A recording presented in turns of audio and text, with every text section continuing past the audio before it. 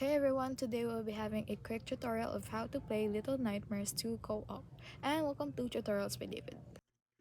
Hey guys, so if you're not familiar with the Little Nightmares 2 in co-op, it can be tricky. First off, you want to make sure both players are set up on the same platform, connected online or locally.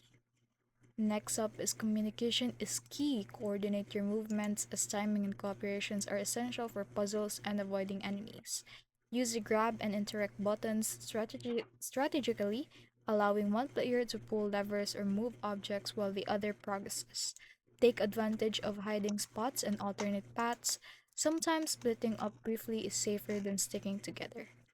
Keeping an eye on each other's health and position, and don't rush. Patience beats panic. With this 2026 method, the co-op become less frustrating and more about teamwork, letting you experience the eerie atmosphere and clever puzzles.